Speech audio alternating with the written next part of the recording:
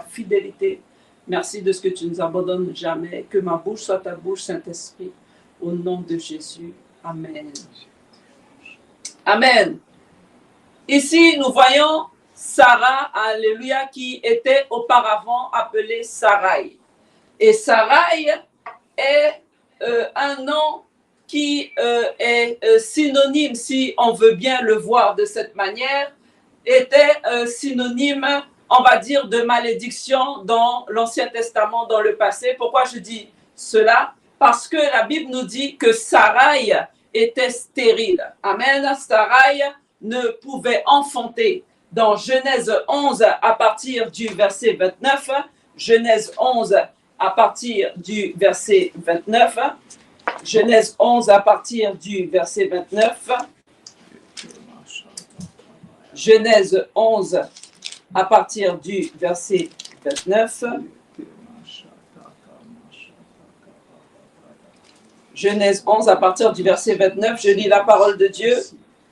Abraham et Nacor prirent des femmes. Le nom de la femme d'Abraham était Sarai. Et le nom de la femme de Nacor était Milca, fille d'Aaron, père de Milca et père de Gisca. Et la Bible nous dit, Sarai était stérile. Elle n'avait point d'enfant. Sarai était stérile. Elle n'avait pas d'enfant. Sarai était stérile et elle était mariée à une personne. Elle était mariée à Abraham. Et malgré ce mariage, si nous nous mettons à la place de Sarai, nous allons voir que Sarai n'était pas vraiment bien. Sarai était peut-être frustrée. Le fait d'être mariée et de ne pas pouvoir enfanter, surtout dans ce temps-là, était quelque chose de honteux. Nous voyons que le synonyme de stérilité est inutilité. Nous lisons encore inefficacité, infécondité, aridité, sécheresse, qui veut dire qu'à ce moment-là, Sarai était dans un temps de sécheresse. Elle était dans un temps d'aridité. Elle était sous une malédiction familiale, là où les choses n'allaient pas, là où il y avait des problèmes au niveau générationnel de sa famille, là où elle savait déjà d'elle-même qu'elle ne pourrait enfanter, qu'elle ne pourrait donner la vie, qu'elle ne pourrait avoir de progéniture. Et nous savons tous que le fait d'avoir une progéniture, le fait d'avoir des enfants est la continuité de nous-mêmes, qui veut dire qu'il y a quelque chose qui va se passer par la suite. Nous aurons des enfants, des petits-enfants, et de génération en génération, nous allons voir que nous allons nous étendre de par leur biais. Et Sarai n'avait pas cet espoir-là. Elle ne pouvait pas dire, mais je verrai mes enfants, je verrai mes petits-enfants. Elle savait très clairement qu'elle était stérile. Elle savait très clairement qu'aux yeux de certaines personnes, elle n'était pas utile, elle n'était pas une bonne femme. Et on voit que si nous nous mettons dans la peau de Sarai, nous en tant que femmes, nous allons nous dire, mais à quoi est-ce que je sers? Si je ne peux pas donner d'enfants, je peux très bien être belle, parce que Sarai était une très belle femme. La parole de Dieu nous dit que Sarai était une très belle femme, et elle était tellement belle que Abraham était obligé de faire certaines choses pour ne pas être attaqué, ne pas être pris à part, pris par les rois, pour qu'il ne soit pas tué ou que ses biens ne lui soient pas pris.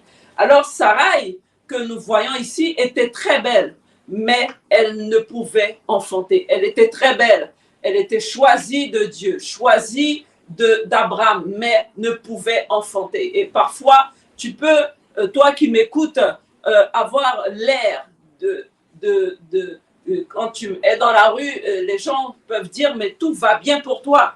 Les personnes peuvent dire, mais ta vie va bien, tu as une très bonne vie. L'apparence extérieure que tu vas donner va montrer aux gens que tout va bien, alors qu'à l'intérieur de toi, même tu es en train de souffrir. Amen, Et si amen, tu m'entends amen. aujourd'hui, ce message est pour toi. Peut-être que tu es très belle de figure, très belle de taille, très belle de forme, quel que soit ce que tu es, quelle que soit la manière dont tu es, mais à l'intérieur de toi-même, tu souffres. À l'intérieur de toi-même, il y a un problème. À l'intérieur de toi-même, dans ton cœur, il y a quelque chose qui ne va pas. Tu as des pensées peut-être suicidaires. Tu as des pensées peut-être de rejet. Tu as des pensées peut-être même de frustration où tu te dis, mais je ne sers à rien. Mais les gens pensent que ça va. Mais au fond de moi-même, ça ne va pas. Et tu es en train de te demander même, qu'est-ce que tu fais sur terre? Pourquoi Dieu t'a amené ici? Quel est ce que Dieu a prévu pour toi? Et même tu te fais le bilan de ta vie en te disant, mais qu'est-ce que j'ai déjà accompli depuis le temps que je suis sur terre? Qu'est-ce que j'ai fait de bon de ma vie?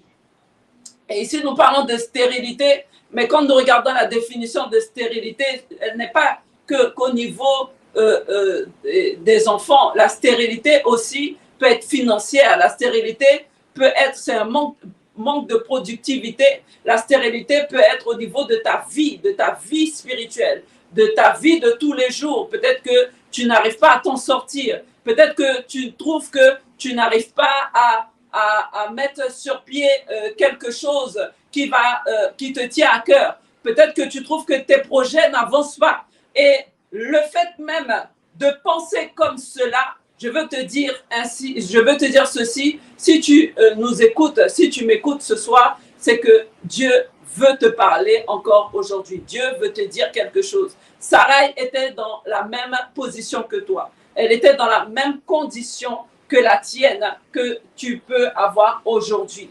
Et on voit que Sarai était attachée à Abraham par le mariage, mais Abraham avait une attitude parfois qui était, on va dire, qui laissait à douter. La parole de Dieu nous dit dans Hébreux 12, à partir du verset 10, Hébreux 12 à partir du verset 10, je lis la parole de Dieu.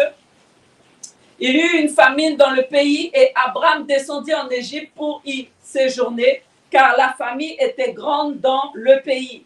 Comme il était prêt d'entrer en Égypte, il dit à Sarai, sa femme, donc vois bien, Sarai est déjà femme d'Abraham. Et ici, parce qu'ils sont en face d'une situation, Abraham va lui demander de mentir. Abraham lui demande de dire certaines choses qui sont contre, je vais le dire, contre sa volonté. Ici, il dit, voici, je sais que tu es une femme belle de figure. Quand les Égyptiens te verront, ils diront, c'est sa femme, et ils me tueront et te laisseront la vie. Dis, je te prie, que tu es ma sœur, afin que je sois bien traitée à cause de toi et que mon âme vive grâce à toi. Alors ici, Sarai décide de faire ce qu'Abraham lui demande. Abraham lui dit, quand nous arriverons en Égypte, il ne faut pas que tu dises que tu es ma femme, dis que tu es ma sœur, ainsi ils me laisseront la vie. Donc Abraham, normalement, s'il avait confiance en Dieu, il n'aurait pas demandé cela à Sarai. Mais Sarai a démontré par là cette foi qu'elle avait. Elle était entre les mains du Seigneur. Elle a obéi à Abraham en entrant dans le pays d'Égypte. Elle a suivi les instructions. Mais nous voyons que plus tard, alors que cela se passait, la parole de Dieu nous dit que Dieu lui-même est intervenu. Et Abraham fit ceci 2 fois. La deuxième fois, c'était face au roi Abimelech. Face à Abimelech, là où il demanda encore, et cette fois-ci, elle n'était plus Sarai, mais Sarah, là où il lui demanda, amen, de dire qu'il était sa sœur. Alors, mets-toi à la place de Sarai à ce moment-là. La personne qui devrait te couvrir, cette personne qui devrait te protéger, cette personne qui devrait t'ouvrir le chemin en tant qu'Abraham, te dit maintenant qu'il faut que nous soyons détachés, désunis pour que ma vie soit préservée. Et si tu te places en tant que femme à la place de Sarai, tu vas te dire, mais en fait, quand personne ne m'aime, elle pourrait se dire, mais Abraham ne m'aime pas, Abraham m'abandonne, Abraham ne croit pas en moi. Comment cela se ferait-il que nous puissions être unis dans le mariage et entrer en Égypte et être séparés? Alors, imagine la pensée de Sarai.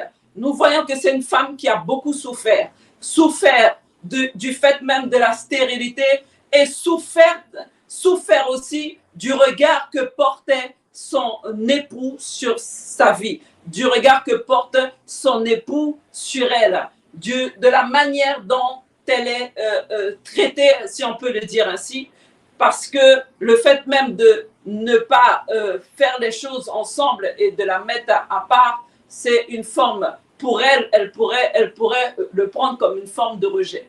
Et parfois, nous sommes ensemble avec d'autres personnes et nous nous rendons compte que d'autres ne croient pas en nous. Alléluia. Et ceux qui devraient être les premières personnes à croire en nous, à nous aider, à nous encourager, sont celles qui vont peut-être nous dire, ben, mets-toi de côté ici, il ne faut pas que moi je me fasse attraper. Alors c'est dans ce sens, nous voyons que Sarai devait beaucoup souffrir. Alléluia. Amen, Elle amen. devait passer par certaines choses qui sont très tristes et des pensées qu'elle aurait pu avoir. Amen. Si nous étions à sa place, je pense que nous aurions les mêmes pensées. Peut-être qu'elle s'est sentie à ce moment-là abandonnée, délaissée, rejetée. Et peut-être même qu'elle s'est dit de toutes les manières, je suis stérile, c'est pourquoi Abraham réagit comme ça. Amen, amen. Alléluia. Mais moi, ce que j'aime ici, c'est que Dieu n'avait pas abandonné Sarai. Nous lisons dans Ésaïe 49 à partir du verset 14. Ésaïe 49 à partir du verset 14. Ésaïe 49 à partir du verset 14. Je veux dire à quelqu'un aujourd'hui que tu es arrivé à un tournant et que Dieu est en train de faire quelque chose pour toi.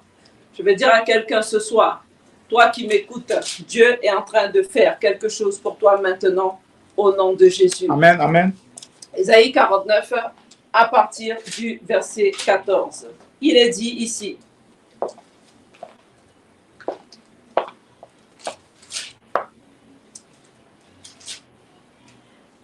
Si on disait, l'Éternel m'abandonne, le Seigneur m'oublie, une femme oublie-t-elle l'enfant qu'elle allait? N'a-t-elle pas pitié du fruit de ses entrailles? Quand elle l'oublierait, moi, je ne t'oublierai point.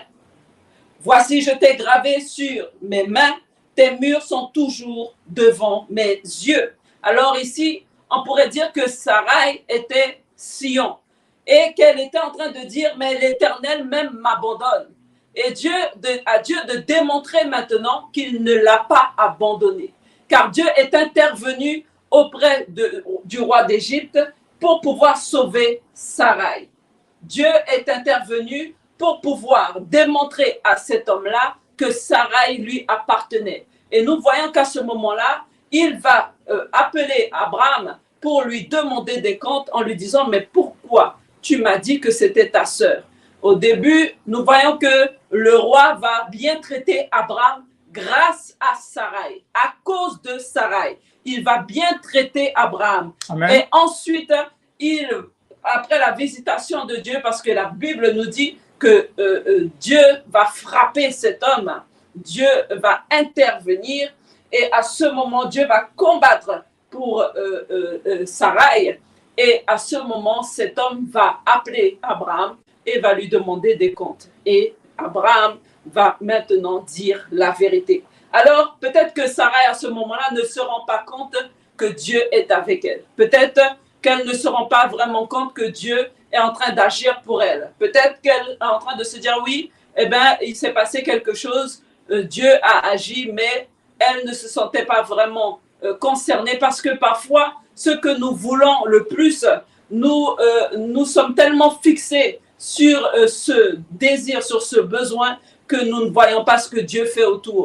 Parfois, tu peux avoir les yeux fixés sur une demande, sur une prière que tu as adressée au Seigneur et ne pas voir le résultat tout de suite. Alors que Dieu même est en train de faire quelque chose autour de toi, tu ne te rends pas compte que Dieu est en train d'agir parce que tu es dans la détresse, tu te sens humilié, car c'est presque une humiliation, le fait d'être abandonné par son mari, tu te sens humilié, et lorsque Dieu intervient, tu ne comprends pas que Dieu est en train d'intervenir. Alléluia. Alors on voit encore que après cet épisode, on voit que Dieu a pris, oui, la défense de Sarai, et on voit que Dieu va intervenir et il va parler à Abraham dans Genèse 13 à partir du verset 14, où il va dire à Abraham, l'Éternel dit à Abraham, après que Lot se fut séparé de lui, lève les yeux et du lieu où tu es, regarde vers le nord, le midi, vers l'Orient et l'Occident, car tout le pays que tu vois, je te le donnerai à toi et à ta postérité pour toujours. Wow. Alors ainsi, Dieu donne une parole à Abraham. Et si nous nous plaçons du côté de Sarai, tu vas dire, mais Dieu parle à Abraham, mais Dieu ne me parle pas à moi. Dieu parle à Abraham, mais Dieu ne me donne pas de parole, de prophétie. Dieu a dit à Abraham qu'il aura une postérité, oui, mais cette postérité ne sera pas avec moi, car je sais que je suis stérile. Je sais que je ne peux enfanter. Amen, amen, et on amen. le voit dans Genèse 16 à partir du verset 1. Genèse 16 à partir du verset 1.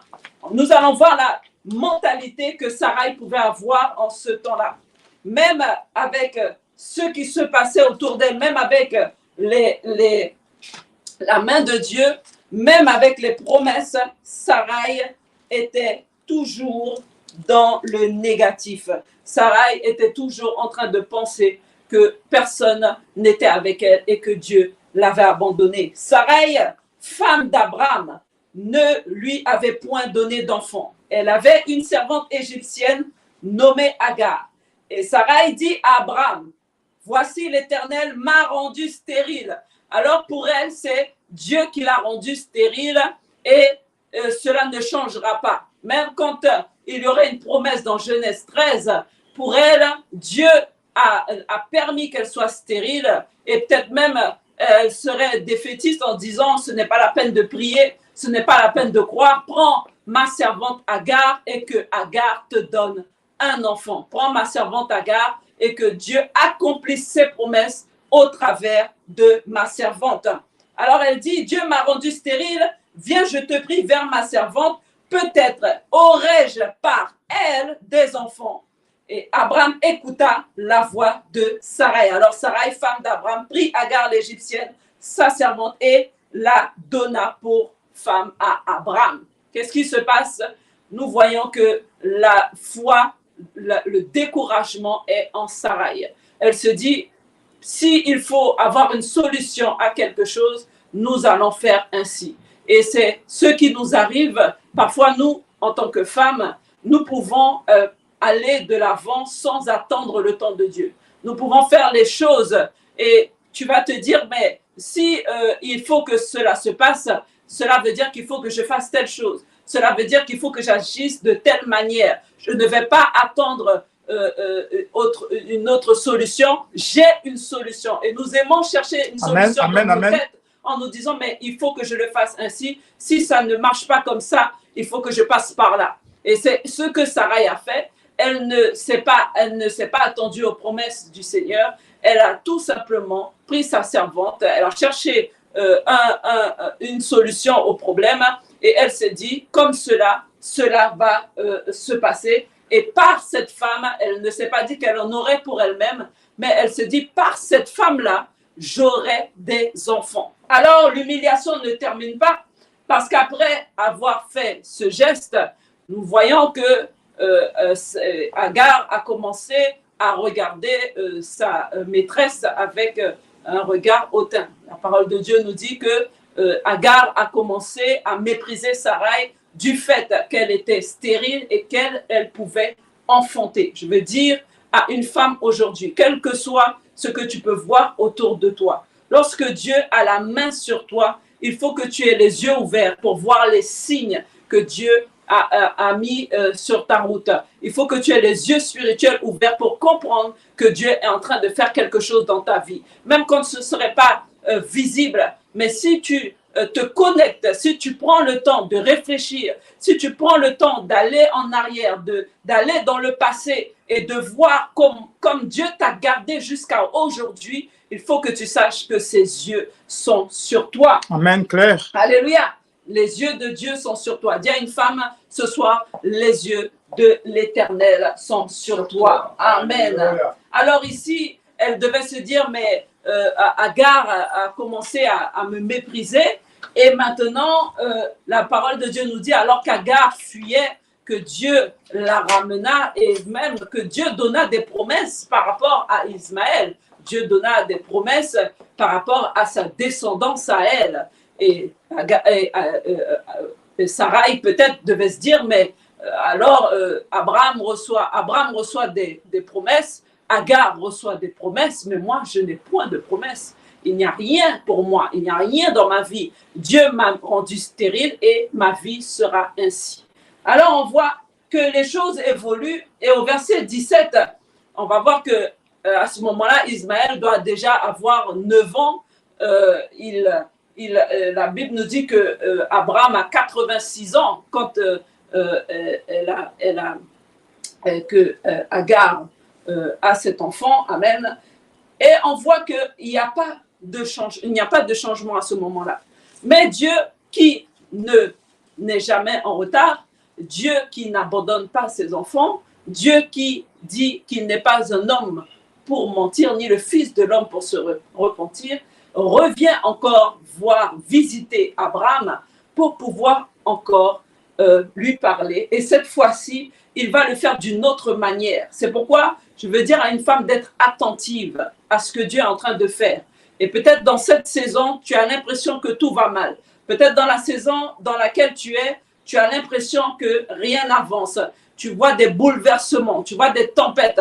Mais laisse-moi te dire qu'avant même que le calme arrive, il y a sûrement la tempête. Et parce que Dieu est en train de préparer quelque chose de grand pour toi, il y a d'abord le fait que Dieu doit détruire les vieilles outres pour pouvoir mettre du vin nouveau. Dieu ne peut pas déverser du vin nouveau dans de vieilles outres. Alors ça va te secouer, alors ça va peut-être te malmener, alors tu vas peut-être te dire que ma vie est un chaos, ma vie ne va pas, mais c'est parce que Dieu est en train justement de t'arranger. Alléluia. Dieu est en train d'arranger ta vie. Dis à une personne ce soir, Dieu est en train d'arranger ta vie. Dieu est en train d'arranger 17, ta vie. Alléluia. À partir du verset 15, nous continuons toujours dans l'Ancien Testament. Genèse 17, à partir du verset 15. Ici, Dieu dit, alléluia, Dieu dit à Abraham, tu ne donneras plus à Sarai, ta femme, le nom de Sarai, mais son nom sera Sarah. Je la bénirai, je te donnerai d'elle un fils, je la bénirai et elle deviendra des nations, des rois, de peuples sortiront d'elle. Alors ici, Dieu maintenant va changer le nom de Sarai en Sarah, qui veut dire qu'il est en train de, on va dire, tamponner l'alliance qu'il a avec elle. Il est en train de faire comprendre aussi de la même manière à Abraham, qui par la même occasion devient Abraham. Abraham, il est en train de tamponner le fait que le plan de Dieu ne se fera pas sans Sarah.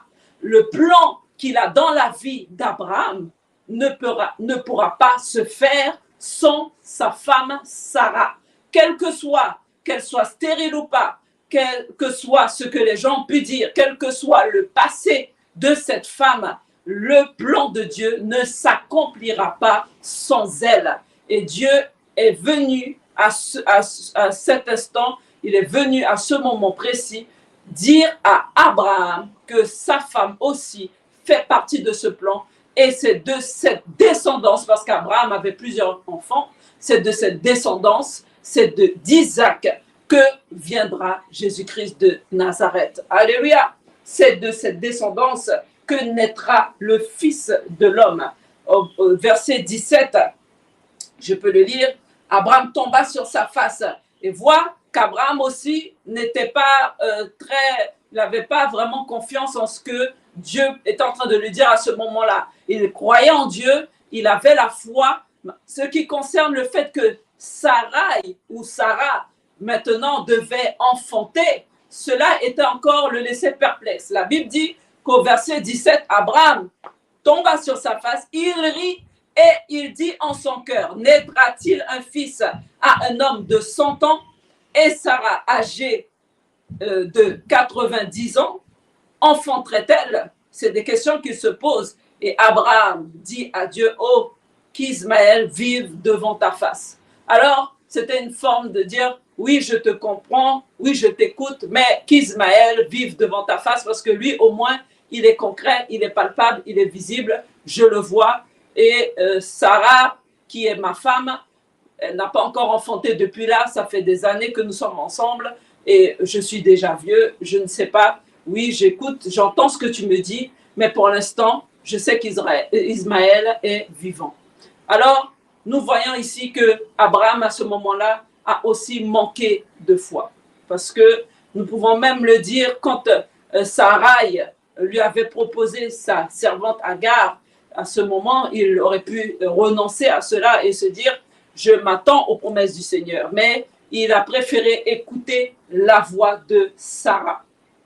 Alléluia. Et parfois, lorsque celui qui doit nous encourager, celui qui doit nous montrer l'exemple, écoute la voix, ce que la femme dit n'est pas forcément bon à toutes les occasions. Il y a des fois où nous pouvons nous tromper. Et à ce moment-là, Abraham a écouté la voix de sa femme. Il a cru aussi que c'est par peut-être Agar que Dieu allait accomplir sa promesse. Ici, Dieu est en train de tamponner son alliance.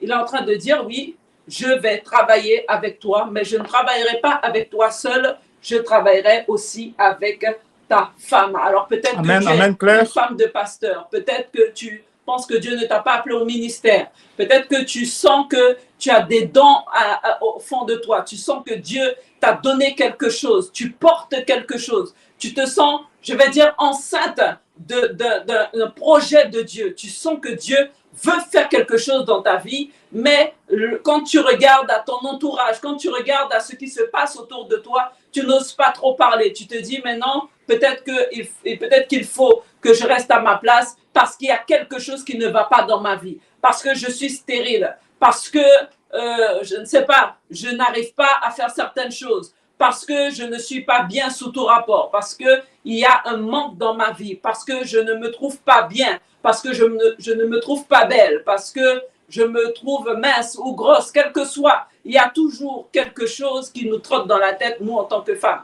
Et tu vas te dire, mais non, je ne peux pas faire telle chose parce que maintenant, il faut que j'aille régler d'abord telle histoire avant de servir Dieu. Laisse-moi te dire que Dieu connaissait la faiblesse de Sarai. Dieu connaissait la faiblesse de Sarai lorsqu'elle était encore Sarai et qu'elle a donné sa servante à son époux. Dieu te connaît parfaitement. Et même avec ses faiblesses, même avec sa manière d'être, même avec sa stérilité, Dieu a décidé de travailler avec elle. Dieu a décidé de passer par elle pour emmener cette grande descendance d'où nous sommes, d'où nous venons, cette grande descendance qui est notre génération passée.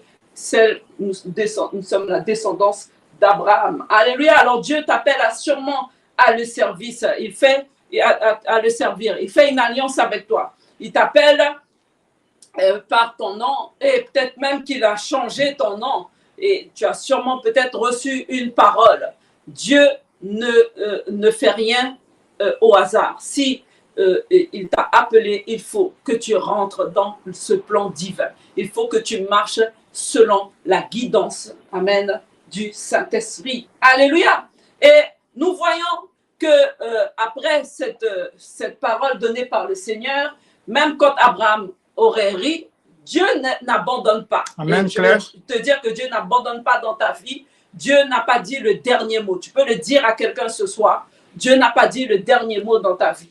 Nous voyons maintenant que Dieu va visiter Abraham et Sarah. Dieu visite Abraham dans Genèse 18. Dans Genèse 18, Dieu va les visiter à partir du verset 12. Nous allons voir à partir du verset 1, l'Éternel lui apparut parmi les chênes de Mamré comme il était assis à l'entrée de sa tente. Pendant la chaleur du jour, il leva les yeux et regarda, et voici 3 hommes étaient debout près de lui. Quand il les vit, il courut au-devant d'eux depuis l'entrée de sa tente, et il se prosterna en terre. Et il dit, Seigneur, si j'ai trouvé grâce à tes yeux, ne passe-moi, je te prie, loin de ton serviteur. Et ici, nous comprenons très clairement qu'il y avait 3 hommes, 2 anges, et le 3e, nous croyons que c'était Jésus-Christ de Nazareth lui-même. Nous croyons que c'était Dieu en personne qui avait visité Abraham et Sarah. Alléluia. Au verset 12, il dit, au verset 11, on va le lire plus tôt. Oui. J'irai prendre du pain. Donc ici, Abraham est en train de dire ce qu'il va faire pour pouvoir les nourrir. Et la Bible dit, alors il lui dit, où est Sarah, au verset 9, ta femme? Il répondit, elle est là dans la tente. L'un d'entre eux dit, je reviendrai vers toi à cette même époque, et voici Sarah, ta femme, aura un fils. Sarah écoutait à l'entrée de la tente qui était derrière lui. Abraham et Sarah étaient vieux, avancés en âge, et Sarah ne pouvait plus espérer avoir des enfants. Elle rit en elle-même en disant, maintenant que je suis vieille, aurais-je encore des désirs? Mon Seigneur aussi est vieux. Et l'Éternel dit à Abraham, pourquoi donc Sarah a-t-elle ri en disant, est-ce que vraiment j'aurai un enfant, moi qui suis vieille?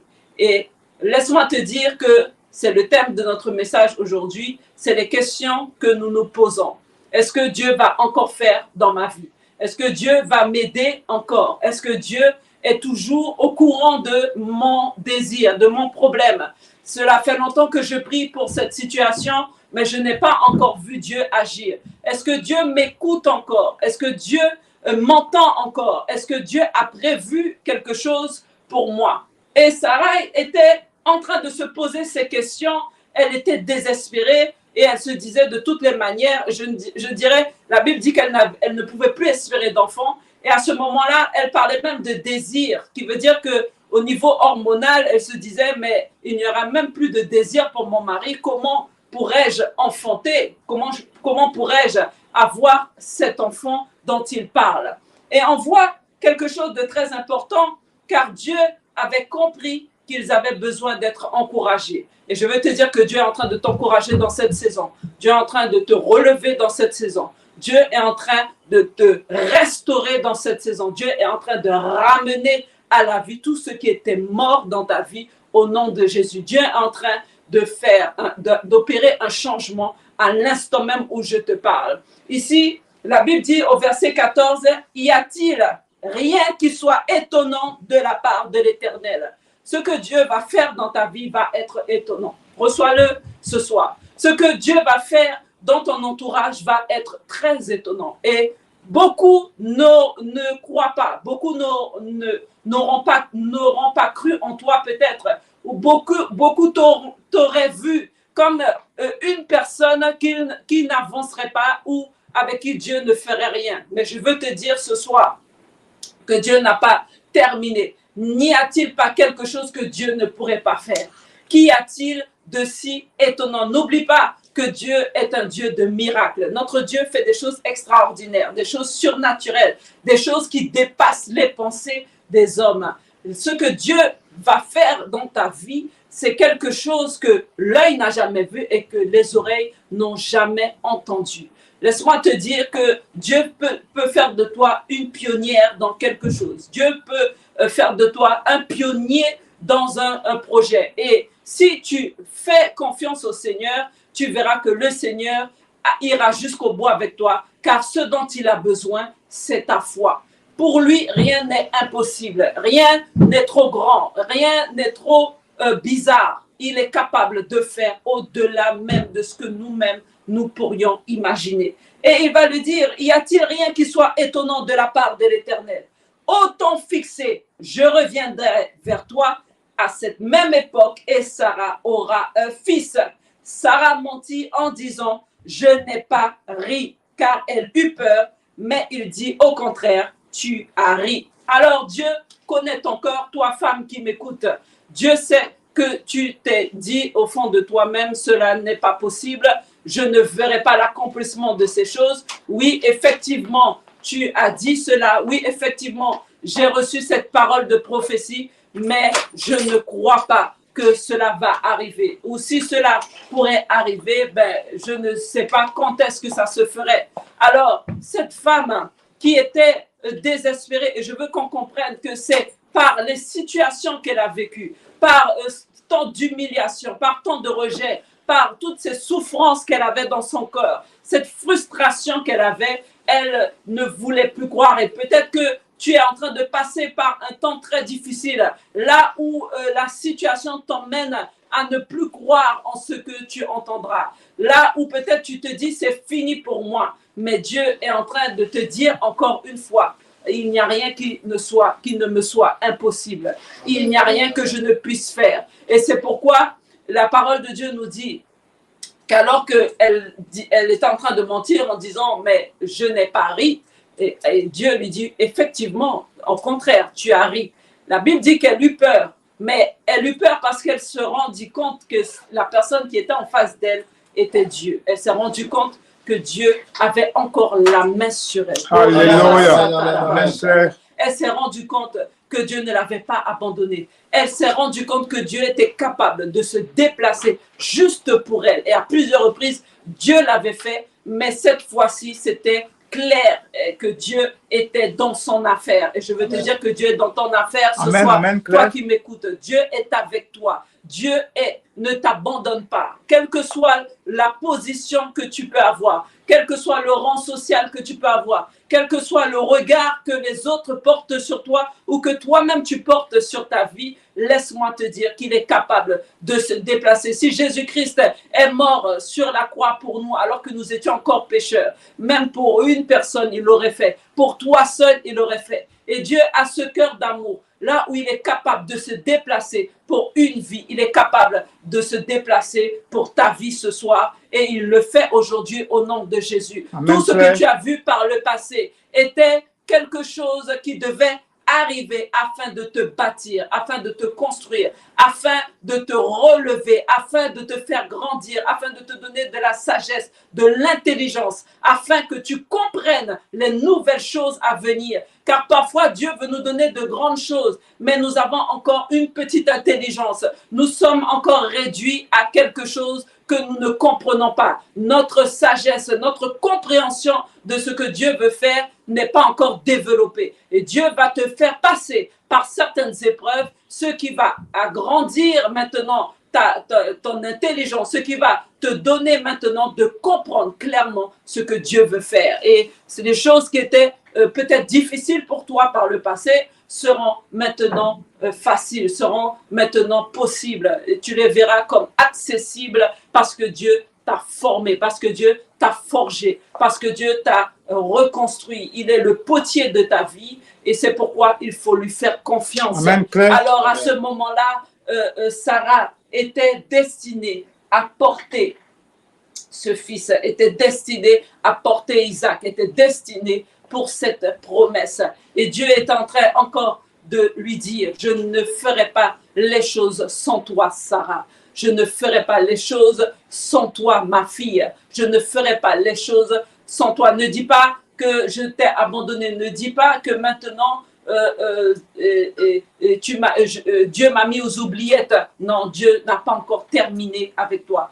Il dit dans le verset 14, au temps fixé, qui veut dire que si les choses ne se sont pas passées par le passé, cela veut dire que ce n'était pas encore le temps pour toi. Le temps fixé de Dieu est le meilleur. Lorsque le temps de Dieu arrive, nous pouvons dire que effectivement Dieu est en train d'agir. Lorsque Dieu nous bâtit, il veut nous apprendre à avoir la paix. Oui, nous sommes dans l'urgence par rapport à ce que nous voyons autour de nous. Oui, nous sommes dans l'urgence par rapport à ce qui est en train de se développer, quand nous voyons le péché, quand nous voyons tout ce qui se passe, nous allons nous dire oui, mais il faut agir, il faut faire rapidement. Mais nous ne pouvons pas être comment je vais le dire, nous ne pouvons pas manquer de paix plus que Dieu. Nous devons rester dans la paix et laisser Dieu faire. Je ne dis pas que nous devons être inactifs, mais je suis en train de dire que la véritable paix, c'est quand nous laissons Dieu faire les choses en son temps, quand nous nous attendons au Seigneur, quand nous laissons Dieu agir en nous et laisser Dieu nous préparer à ces grandes choses qui vont arriver. Et nous avions partagé pour ceux qui suivent le dimanche le fait que Judas n'était pas entré dans la chambre haute. Pourquoi? Parce qu'il n'était pas préparé. Il avait une vieille outre. Il n'avait pas le cœur. Il n'avait pas la mentalité, la pensée. Il n'aimait pas Dieu. Il n'était pas à la même dimension, à la même position, si je peux le dire ainsi, que les autres. Il avait une autre manière de voir les choses et ne pouvait pas recevoir ce vin nouveau, ne pouvait pas recevoir l'Esprit de Dieu afin de partir pour cette grande aventure du ministère. Alors, laisse Dieu agir dans ta vie. Dans Ésaïe 51, à partir du verset 1, Ésaïe 51, à partir du verset 1, nous allons le lire. Ésaïe 51, à partir du verset 1. Ésaïe 51, à partir du verset 1. Écoutez-moi, vous qui poursuivez la justice, qui cherchez l'Éternel, portez les regards sur le rocher d'où vous avez été taillés. Portez le regard sur le rocher d'où vous avez été taillés. Nous sommes taillés de Dieu. Nous sommes des personnes issues de Dieu. Nous sommes des personnes issues du rocher des âges. Nous sommes des enfants de Dieu. Notre Père, c'est Dieu. Et c'est pourquoi nous devons lui faire confiance. Nous lui ressemblons. Et si tu ressembles à Dieu aujourd'hui, alors il faut que tu saches que Dieu ne te délaissera pas. Il ne délaissera pas son enfant. Il dit, d'où vous êtes taillés, sur le creux de la fosse, d'où vous avez été tirés. Portez les regards sur Abraham, votre père, et sur Sarah, qui vous a enfanté, car lui seul, je l'ai appelé, je l'ai béni et multiplié. Ainsi, l'Éternel a pitié de Sion, il a pitié de toutes ses ruines, il rendra son désert semblable à un Éden et sa terre aride à un jardin de l'Éternel. Et la joie et l'allégresse se trouveront au milieu d'elle. Les actions de grâce et le chant des cantiques. Mon peuple, soit attentif. Amen. Il est en train de nous dire que nous qui recherchons le salut, nous qui courons après le Seigneur, nous qui aimons Dieu, nous devons rester dans la paix. Alléluia. Et prendre exemple sur Abraham et Sarah. De prendre exemple sur ces personnes d'où nous venons, ces personnes qui avaient foi en Dieu, qui ont persévéré pour le coup, ils ont persévéré dans le Seigneur et Dieu s'est manifesté. Et il dit ici que la tristesse va se transformer en joie et je le prophétise pour toi ce soir que ta tristesse se transformera en joie au nom de Jésus. Amen. Tu sais, le problème n'est pas dans les épreuves, le problème n'est pas dans les situations qui nous entourent. Le problème est l'état de notre cœur. Est-ce que nous sommes capables d'emmagasiner? Est-ce que nous sommes capables de rester dans le fruit de l'esprit face à ces situations? Car Jésus nous exhorte et nous dit que nous aurons à avoir des tribulations. Nous verrons ces choses arriver. Mais à ce moment-là, nous aurons à persévérer jusqu'au bout. Nous ne devons pas abandonner. Et il nous dit même que lorsque nous verrons ces choses arriver, nous devons lever les yeux vers le ciel, car notre délivrance est proche. Alors, lorsque tu te trouves dans une situation qui peut te perturber, à ce moment, fais appel à l'Esprit de Dieu. Demande au Saint-Esprit de t'aider à gérer la situation. Demande à Dieu, est-ce que cette situation est faite pour m'apprendre la patience? Parce que Sarah a dû user de patience pour m'apprendre la maîtrise de soi, pour m'apprendre la joie, pour m'apprendre l'amour, pour m'apprendre la bonté. Qu'est-ce que je fais en temps d'épreuve? Est-ce que je vais m'apitoyer sur moi-même? Est-ce que je vais rejeter le Seigneur? Est-ce que je vais faire demi-tour et retourner dans le monde? Ou est-ce que je vais faire un travail sur moi-même en disant, Seigneur, qu'est-ce que tu essaies de me dire dans cette situation-là? Qu'est-ce que tu es en train de faire au niveau caractériel? Est-ce qu'il y a quelque chose qui doit être changé en moi? Est-ce que je dois abandonner certaines choses? Est-ce que tu es en train de me travailler afin que j'accueille les nouvelles choses, les grandes choses que tu es en train de mettre en place? Alléluia. Amen, amen. Et à ce moment-là, tu verras que l'Esprit de Dieu te guidera dans ta manière d'agir. L'Esprit de Dieu placera les personnes qu'il faut pour t'aider à avancer ou à grandir. Parfois même, il placera des personnes en face de toi avec le même type de caractère qui vont te faire comme un miroir où tu vas te voir clairement, où tu diras, mais effectivement, j'ai un problème. Et Dieu va faire, amen, au travers. Si nous nous laissons faire, le Seigneur nous transformera. Alors Sarah a usé de foi, on va dire, parce que avec persévérance, amen, elle a tenu bon. Malgré ces années, elle ne s'est pas détournée d'Abraham, elle n'a pas quitté le foyer conjugal, elle a continué d'avancer avec lui, elle a continué à se dire que si Dieu l'a dit et nous avons vu ce que Dieu a fait, je crois que Dieu est en train de le faire. Et je crois que maintenant même, il y a des choses qui sont en train de se passer dans ta vie. Il y a des choses qui étaient bloquées, qui sont en train de se débloquer maintenant. Il y a des choses qui n'allaient pas et qui sont en train de s'arranger maintenant. Il y a des choses pour lesquelles tu espérais voir la main de Dieu et Dieu est en train de le faire en cette saison précise. Active ta foi tout simplement. Dieu est en train de le faire. Ouvre les yeux, regarde ce que Dieu est en train de faire tout autour de toi et tu comprendras qu'il ne t'a pas, il ne t'a jamais abandonné. Alléluia, Dieu est en train de le faire maintenant pour toi. Amen. Ce que tu avais demandé à Dieu, Dieu est en train d'y répondre. Dieu est en train d'y répondre maintenant au nom de Jésus. Hébreux 11 à partir du verset 11 nous dit, Hébreux 11 à partir du verset 11, et c'est un texte que nous connaissons, Hébreux 11 à partir du verset 11. Je lis la parole de Dieu. Hébreux 11 à partir du verset 11. Même dans le Nouveau Testament, Dieu parle de Sarah. Alléluia, Dieu ne l'abandonne pas. Dieu est encore en train de parler de sa fille, de sa servante.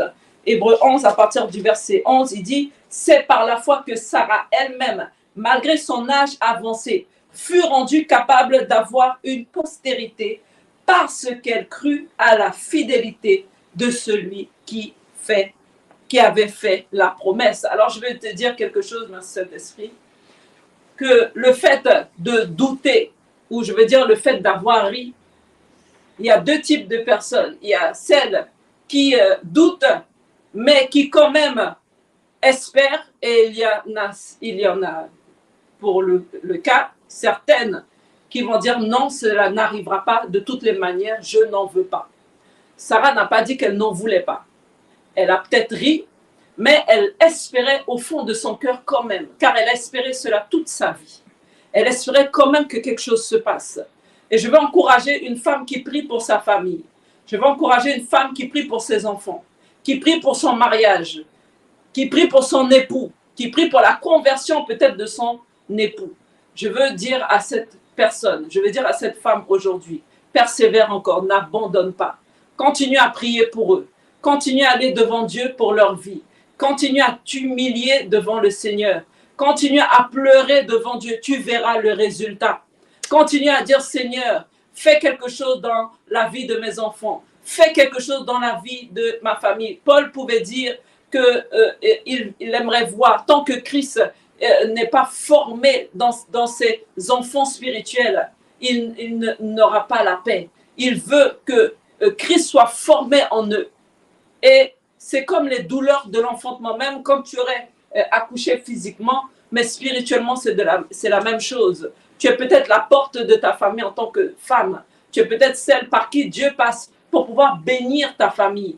Alors n'abandonne pas. Ne laisse pas le diable toucher à tes enfants, toucher à ton mariage, toucher à ton époux, toucher à ton ministère. Alors, il faut que tu persévères. Il faut que tu continues à prier. Il faut que tu continues à jeûner. Oui, tu me diras, je suis fatigué. Peut-être que tu me diras, je n'en peux plus. Peut-être que tu diras, j'ai tellement parlé, mais personne n'écoute, personne n'entend. Mais laisse-moi te dire que Dieu t'entend. Dieu ne voit pas tout simplement ce qui se passe autour, mais il voit ton cœur, il voit tes larmes. Et chaque larme que tu verses, Dieu les recueille au ciel. Chaque larme qui est versée, Dieu les prend et les comptabilise. S'il est capable de comptabiliser, de compter tes cheveux, chaque cheveu qui est sur ta tête, il est capable de comptabiliser les gouttes qui tombent de tes yeux. Alors, à chaque fois que tu mets le genou à terre et que tu pries et que tu dis, Seigneur, je t'en supplie, fais quelque chose, je n'en peux plus.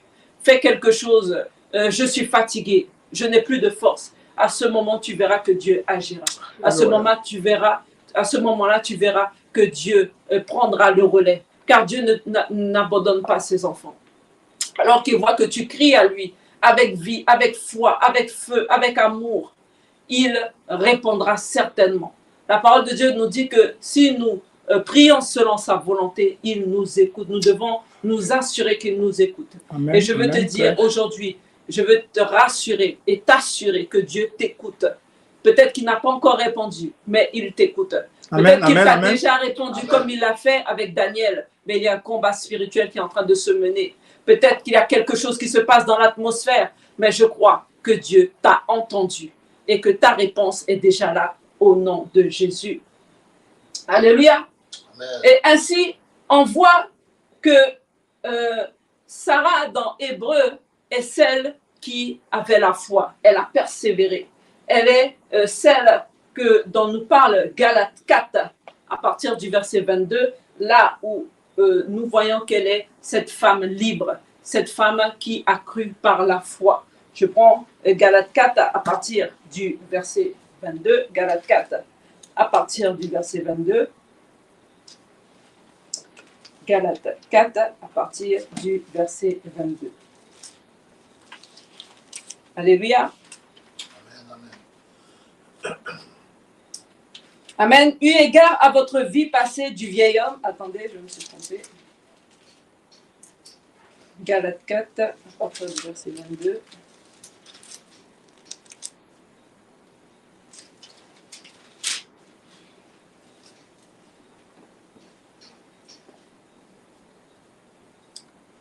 Alléluia.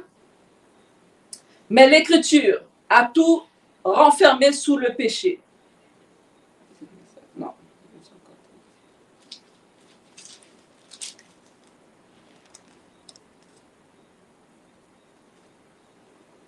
Amen. Donc, je vais prendre à partir du verset 21. Dites-moi, vous qui voulez être sous la loi, n'entendez-vous point la loi? Car il est écrit qu'Abraham eut 2 fils, un de la femme esclave et un de la femme libre. Celle que nous appelons la femme libre, c'est Sarah. Mais celui de l'esclave naquit selon la chair et celui de la femme libre naquit en vertu de la promesse, qui veut dire selon l'esprit. Qu'est-ce que j'essaie de dire? J'essaie de dire que même quand quelque chose aurait été fait en amont, quelque chose selon la chair, tu as peut-être fait quelque chose selon la chair, mais Dieu ne s'arrête pas là. Dieu continue encore. Il y a ici celle qu'on appelle l'esclave et celle qu'on appelle la femme libre. Oui, effectivement, Ismaël est né. Oui, effectivement, il y a eu des paroles sur sa vie, mais il n'est pas le plan de Dieu. Il n'est pas le plan de Dieu pour cette génération. Il est Ismaël, né selon la chair, et il n'est pas celui par qui devait naître Jésus-Christ de Nazareth. Mais celle que nous appelons Sarah, celle qui a souffert, celle qui est passée par tant de tribulations, par tant de sécheresse, par tant de critiques, de rejet, quel que soit elle est passée par beaucoup de choses et Dieu a dit, c'est par cette femme que je vais passer pour pouvoir faire ce que j'ai à faire. Et je veux te dire aujourd'hui, tu es cette femme de foi. Et c'est par toi que Dieu va passer pour faire ce qu'il a à faire. Il ne passera pas par quelqu'un d'autre. Ces choses sont allégoriques, car ces femmes sont deux alliances. L'une du mont Sinaï, enfantant pour la servitude, c'est Agar. Car Agar, c'est le mont Sinaï en Arabie. Et elle correspond à la Jérusalem actuelle qui est dans la servitude avec ses enfants. Mais la Jérusalem d'en haut est libre. Nous parlons ici du royaume de Dieu. Nous parlons ici de la présence de Dieu. Nous parlons ici du ciel. La Jérusalem d'en haut est libre, c'est notre mère. Car il est écrit, réjouis-toi stérile, toi qui n'enfantes point. Éclate et pousse des cris, toi qui n'as pas éprouvé les douleurs de l'enfantement. Car les enfants de la délaissée seront plus nombreux que les enfants de celle qui étaient mariées. Alors, Dieu veut te dire tout simplement aujourd'hui, garde les yeux fixés sur lui. Et je vais prendre ce texte dans Ésaïe 49 à partir du verset 17 que nous avons lu tout à l'heure. Tes fils accourent, ceux qui t'avaient détruite et ravagée sortiront du milieu de toi. Dieu est en train de faire quelque chose de nouveau dans ta vie. Il y a une nouvelle saison qui s'ouvre à toi. Il y a quelque chose de merveilleux qui est en train de se passer. Et je crois que toi qui écoutes ce message, tu le crois aussi. Je crois que Dieu est en train d'activer, je crois que tu es en train d'activer ta foi et que Dieu est en train d'agir maintenant. Il veut te dire, oui, c'est vrai, peut-être que tu as senti que je t'avais abandonné, peut-être que tu n'as pas entendu ma voix pendant un certain temps, mais je veux ranimer en toi ce feu. Je veux ranimer en toi ce feu pour la prière, ce feu pour l'évangélisation. Je veux ranimer en toi ce ministère, ce don que je t'ai donné. Je veux te ramener à la vie là où tu te sentais peut-être désespéré, là où tu croyais ne pas y arriver. Je veux t'encourager à te relever, à garder les yeux fixés sur moi, à croire encore que je suis capable de le faire. Alléluia. Pour vous, frères, comme Isaac, vous êtes enfants de la promesse. Et de même qu'alors, celui qui était né selon la chair persécutait celui qui était né selon l'esprit, ainsi en est-il encore maintenant. Mais, que dit l'Écriture? Chasse l'esclave et son fils, car le fils de l'esclave n'héritera pas avec le fils de la femme libre. Amen. Tu vas hériter du royaume. Quelles que soient les personnes que tu peux voir autour de toi qui t'ont persécuté, laisse Dieu faire. Et toi-même, lève-toi pour le Seigneur. Nous allons élever la voix et tu vas élever des prières de foi là où tu es. Tu vas parler avec ton Dieu ce soir. Et tu vas lui dire, Seigneur, j'ai entendu ta voix, j'ai entendu ta parole et je crois que tu n'as pas terminé, tu n'as pas fini avec moi. Tu as encore quelque chose à faire. Tu m'as donné des paroles auparavant et je n'ai pas vu leur accomplissement. Mais ce soir même, à l'instant même, je crois, Seigneur, que tu es en train de le faire. À l'instant même, je crois, Éternel, que tu es en train d'agir dans ma maison. Et alors que tu vas élever ta voix devant Dieu avec foi, avec un cœur sincère, avec un cœur repentant, car Sarah, en ayant eu peur, en ayant dit qu'elle n'avait pas ri, avait quand même un peu de remords, un peu de regret en se disant pourquoi j'ai dit cela. Et je veux te dire que tu peux te repentir en disant Seigneur, c'est vrai, je n'ai pas cru en toi. Seigneur, c'est vrai, je n'ai pas, j'ai abandonné. Ce que tu m'avais dit, ce que tu avais dit sur ma vie, je l'ai mis à la poubelle et je me suis dit, cela n'arrivera pas. Je ne pense pas que Dieu m'aime à ce point-là. Peut-être même que tu te dis que Dieu aimait les autres plus que toi-même. Mais Dieu aime tous ses enfants et Dieu t'aime aussi. Alors, lève les mains vers le ciel tout simplement ce soir et dis Seigneur, je te prie aujourd'hui de me pardonner pour le manque de foi que j'ai pu avoir. Là où j'ai ri, là où j'étais découragé, désespéré, Oui, tu as le droit d'être découragé, mais Dieu te demande la persévérance dans le découragement, car c'est au travers des épreuves que tu es fortifié.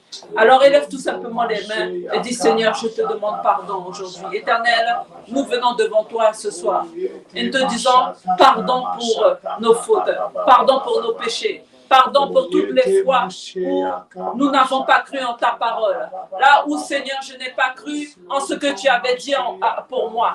Là où tu avais donné des paroles de prophétie sur ma vie et que j'ai douté. Là où je me suis dit, Seigneur, maintenant tu m'as abandonné. Cela fait tant d'années que tu avais parlé, mais je n'ai rien vu. Aujourd'hui même, je viens devant toi avec un cœur repentant en te disant, Seigneur, pardonne ma faute, pardonne mon attitude, pardonne ma façon de penser, car rien ne t'est impossible. Et je reconnais que je suis tiré de toi. Je reconnais que tu es mon Dieu. Je reconnais que tu es mon Père aujourd'hui. Je reconnais que tu es capable de faire. L'espoir renaît en moi alors que tu es en train de me visiter à l'instant même, alors que tu es en train de me toucher à l'instant même, alors que les situations autour de moi me démontrent le contraire. Mais Seigneur, parce que j'ai les yeux fixés sur toi, parce que je marche et je cherche celui qui a le salut, parce que je persévère en toi. Seigneur, je crois que tu le fais pour moi maintenant, au nom de Jésus-Christ de Nazareth. Seigneur, je t'en supplie, reviens et agis encore dans ma vie, au nom de Jésus. Et je veux que tu élèves les mains ce soir et je vais prier avec toi. Alléluia. Éternel, je prie que tu bénisses une femme ce soir. Je prie que tu bénisses la vie d'une femme ce soir. Là où une femme était découragée, là où une femme était désespérée. Peut-être qu'une femme se trouve sur un lit d'hôpital en ce moment. Peut-être qu'elle se dit, plus d'espoir pour moi, plus de vie pour moi. Éternel, tu la relèves de là où elle est au nom de Jésus-Christ. Éternel, tu la touches là où elle est au nom de Jésus. Je crois, Seigneur, parce qu'il n'y a pas de distance dans l'esprit, que tu vas maintenant, par ton esprit, toucher cette femme là où elle est. Seigneur, je crois que tu reconnectes une femme à ta présence. Je crois que tu reconnectes une femme à son ministère. Je crois que tu ramènes une femme en tant que sentinelle dans la prière, dans le jeûne, dans la lecture de la parole, dans le ministère, là où une femme éternelle n'avait plus de force de prier pour sa famille, de prier pour son foyer, de prier pour ses enfants, pour sa maison, pour ceux qui l'entourent. Éternel, tu la ramènes, tu la relèves d'entre les cendres au nom de Jésus. Tu es capable de faire de ce qui n'est rien quelque chose. Tu es capable de faire des pierres, faire les pierres te louer. Et parce que nous croyons, Seigneur, que tu es celui qui produit par ta parole. Nous croyons, Seigneur, que tu parles et la chose arrive. Nous croyons, Seigneur, même que tu crées alors que cela n'était pas créé. Nous croyons, Seigneur, que les choses qui étaient prédestinées d'avance sont de bonnes œuvres pour tes femmes, pour tes enfants, pour tes filles aujourd'hui. Et c'est pourquoi ce soir, quelles que soient les paroles qui ont été proclamées sur leur vie, aucune malédiction ne tiendra devant tes promesses. Alors que Sarai était sous la malédiction, sous la stérilité. Éternel, tu l'as ramenée. Éternel, tu lui as donné d'être productive. Tu lui as donné de pouvoir enfanter. Tu lui as donné le fruit de ses entrailles. Tu l'as permis, éternel, de pouvoir avoir une descendance, de pouvoir avoir une génération. Et ce n'était pas n'importe laquelle, c'était celle par laquelle tu devais passer pour amener Jésus-Christ sur terre. Et c'est pourquoi nous te rendons grâce pour la vie de cette femme. Nous te rendons grâce pour la vie de cet homme. Nous te rendons grâce pour ce que tu as fait, Seigneur. Seigneur, touche la vie d'une femme ce soir. Touche la vie d'une femme qui est à genoux et qui est en train de pleurer devant toi. Touche une femme qui est incomprise. Touche une femme frustrée ce soir. Touche une femme qui ne s'aime pas, qui ne s'assume pas. Touche une femme qui est appelée au ministère, mais qui refoule ce que tu lui as donné, qui est en train de retenir le don en elle. Touche-la, touche-la maintenant au nom de Jésus-Christ. Là où quelque chose doit sortir d'elle, là où tu as placé quelque chose en elle. Jésus pouvait être à la croix et dire tout est accompli, je pars vide. Seigneur, que ces femmes ne repartent pas remplies de ton plan, de ce que tu as prévu dans leur vie au nom de Jésus, mais qu'elles arrivent à repartir vides en disant, Éternel, voici tout est accompli. J'ai fait ce pourquoi tu m'as appelé. Éternel, là où une femme pensait que la femme n'est pas appelée au ministère, Seigneur, je crois que tu touches cette femme au nom de Jésus. Je crois que tu parles à son cœur aujourd'hui. Là où une femme a des projets, là où une femme est visitée par ton esprit concernant les choses du royaume, concernant certaines révélations. Seigneur, je crois que tu es en train de réanimer une vie au nom de Jésus. Là où une femme était amenée, appelée éternelle dans le ministère d'évangélisation, là où elle se disait peut-être qu'elle n'irait pas, là où elle avait peut-être la peur, la honte en elle de parler. Éternel, je crois que tu le fais ce soir dans sa vie au nom de Jésus. Je crois que tout ce qui était déséquilibré est équilibré maintenant. Je crois que là où elle était encore dans de vieilles outres, là où encore elle était une vieille outre, éternel, tu lui donnes d'être une nouvelle outre afin qu'elle reçoive ce pain nouveau que tu avais préparé pour elle d'avance.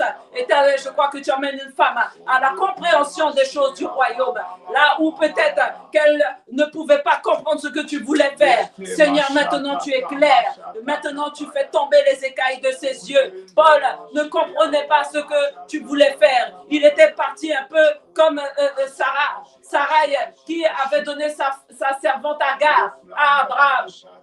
Et Paul pouvait partir sur la route de Damas pour pouvoir, d'après lui, servir Dieu, pour pouvoir, d'après lui, faire l'œuvre de Dieu. Car, d'après lui, éternel, il était sur la bonne voie. Mais Seigneur, tu l'as pris sur cette route et tu as fait tomber les écailles de ses yeux. Et tu l'as permis maintenant d'avoir une compréhension autre de qui tu es. D'ailleurs, quand tu l'as visité, tu lui as dit, pourquoi me persécutes-tu? Car c'était toi qu'il touchait, c'était toi qu'il persécutait. Et Seigneur, à ce moment-là, il a compris, éternel, qu'il était sur la mauvaise voie. Et il s'est repenti. Il a commencé à marcher en nouveauté de vie, d'une nouvelle manière, avec une autre façon de voir les choses. Et je crois qu'il y a une renaissance maintenant pour une femme ce soir. Je crois qu'une femme est en train de renaître de ses cendres. Laisse-moi te dire que là où tu étais brûlée vive, là où tu te sentais anéanti, là où tu sentais que tu n'étais plus rien, que tu étais moins que tout, que tu étais plus bas que terre, comme une serpillière. Dieu est capable de prendre cette serpillière et de faire quelque chose de merveilleux. Alors, n'abandonne pas la main du Seigneur. Lève-toi encore ce soir. Relève-toi encore et fixe les regards sur celui qui t'a créé. Fixe le regard sur ce rocher dont tu es taillé.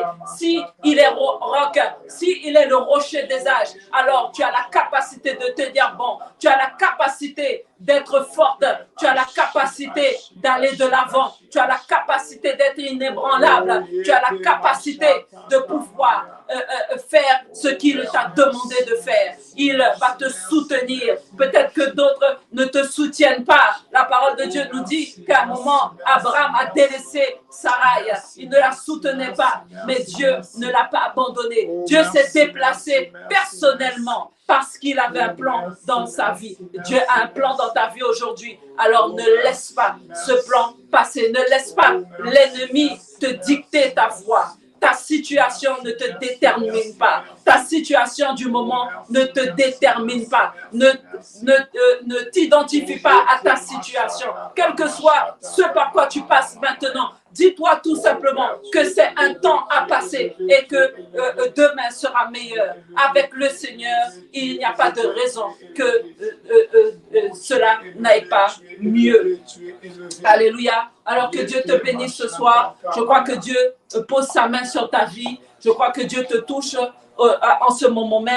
Je crois que parce que tu as activé ta foi, que Dieu est en train d'agir maintenant. Je veux qu'une femme se lève et dise oui, le Seigneur m'a appelé. Oui, le Seigneur a un projet pour moi. Le Seigneur a des projets de bonheur dans ma vie. Oui, le Seigneur m'avait montré certaines choses et je crois que Dieu va le faire. Je crois que Dieu va agir pour moi. Même quand tout le monde m'abandonnerait, Dieu ne m'abandonne pas. Parle et déclare les promesses du Seigneur. Parle et déclare ce que Dieu a dit dans ta vie. Ce que Dieu t'a déjà montré, il va le faire. Alors lève-toi, n'aie pas peur, bannis la peur et lève-toi tout simplement pour le Seigneur. Car l'amour que Dieu a pour toi est plus grand que l'amour qu'Abraham avait pour Sarah. Il est celui qui nous aime profondément, éternellement, sans limite. Et y aurait-il une séparation entre nous et Dieu concernant son amour? Son amour est illimité pour nos vies. Alors, laisse Dieu agir tout simplement pour toi au nom de Jésus. Alléluia. Soyez bénis. Amen. Et que la grâce de Dieu soit sur vos vies au nom de Jésus. Amen.